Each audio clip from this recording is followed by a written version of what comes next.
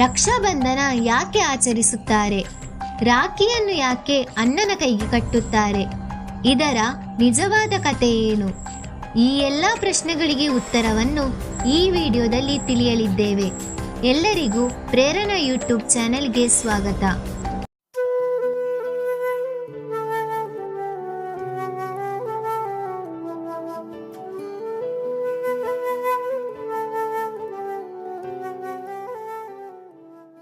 ಶ್ರಾವಣ ಮಾಸದ ಹುಣ್ಣಿಮೆಯ ದಿನದಂದು ಈ ಹಬ್ಬವನ್ನು ಆಚರಿಸಲಾಗುತ್ತದೆ. ಭಾರತದಲ್ಲಿ ಸಹೋದರ ಮತ್ತು ಸಹೋದರಿಯ ನಡುವಿನ ಬಾಂಧವ್ಯವನ್ನು ಬಲಪಡಿಸುವ ಹಬ್ಬವೆಂದರೆ ರಕ್ಷಾಬಂಧನ. ಪ್ರತಿ ಸಹೋದರಿಯು ಪ್ರತಿ ವರ್ಷ ತನ್ನ ಸಹೋದರರ ಮಣಿಕಟ್ಟಿನ ಮೇಲೆ ರಾಖಿ ಎಂದು ಕರೆಯಲ್ಪಡುವ ಪವಿತ್ರ ದಾರವನ್ನು ಕಟ್ಟಲು ಕಾಯುತ್ತಾಳೆ. ರಕ್ಷಾಬಂಧನ ಹಬ್ಬವು ಮಹಾಭಾರತ ಕಾಲದ ಹಿಂದಿನದು.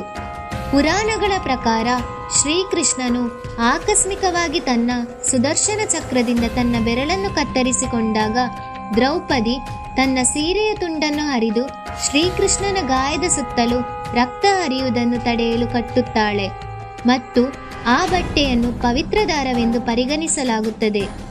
ಆ ದಿನದಿಂದ ಶ್ರೀಕೃಷ್ಣನು ದ್ರೌಪದಿಯನ್ನು ಯಾವುದೇ ಸಂದರ್ಭದಲ್ಲಿ ರಕ್ಷಿಸುವುದಾಗಿ ಪ್ರತಿಜ್ಞೆ ಮಾಡುತ್ತಾನೆ. ಅಂದಿನಿಂದ ಇಂದಿನವರೆಗೂ ಪವಿತ್ರ ರಕ್ಷಾಬಂಧನ ಹಬ್ಬವನ್ನು ಆಚರಿಸಿಕೊಂಡು ಬರಲಾಗುತ್ತಿದೆ. ಈ ದಿನದಂದು ತಂಗಿಯಂದಿರು ತಮ್ಮ ಅಣ್ಣಂದಿರ ಕೈಗೆ ಪವಿತ್ರವಾದ ರಾಖಿಯನ್ನು ಕಟ್ಟುತ್ತಾರೆ. ಜೊತೆಗೆ ಅವರಿಗೆ ದೀರ್ಘ, ಸಮೃದ್ಧ ಮತ್ತು ಸಂತೋಷದ ಜೀವನವನ್ನು ಹಾರೈಸುತ್ತಾರೆ. ಇದರ ಪ್ರತಿಯಾಗಿ ಅಣ್ಣಂದಿರು ತಮ್ಮ ಜೀವನದುದ್ದಕ್ಕೂ ತಮ್ಮ ತಂಗಿಯರನ್ನು ರಕ್ಷಿಸುವ ಭರವಸೆ ನೀಡುತ್ತಾರೆ. ರಾಖಿಯನ್ನು ಕಟ್ಟಿದ ನಂತರ ಒಡ ಹುಟ್ಟಿದವರು ಉಡುಗೊರೆಗಳು ಮತ್ತು ಸಿಹಿ ತಿಂಡಿಗಳನ್ನು ವಿನಿಮಯ ಮಾಡಿಕೊಳ್ಳುತ್ತಾರೆ. ಇದು ರಕ್ಷಾಬಂಧನದ ಆಚರಣೆ ಮತ್ತು ಹಿಂದಿನ ಕಥೆಯಾಗಿದೆ. ನೀವೇನಾದರೂ ಈ ಚಾನೆಲ್ಗೆ ಹೊಸಬರಾಗಿದ್ದರೆ ನಮ್ಮ ಚಾನೆಲನ್ನು ಸಬ್ಸ್ಕ್ರೈಬ್ ಮಾಡಿ. ಹಾಗೆಯೇ ಈ ಮಾಹಿತಿ ನಿಮಗೆ ಇಷ್ಟವಾದಲ್ಲಿ ಈ ವಿಡಿಯೋವನ್ನು ಲೈಕ್ ಮಾಡಿ ಮತ್ತು ಶೇರ್ ಮಾಡಿ. ಹಾಗೆ ನಿಮ್ಮ ಅನಿಸಿಕೆಯನ್ನು ಕಮೆಂಟ್ ಮಾಡಿ. ಧನ್ಯವಾದ.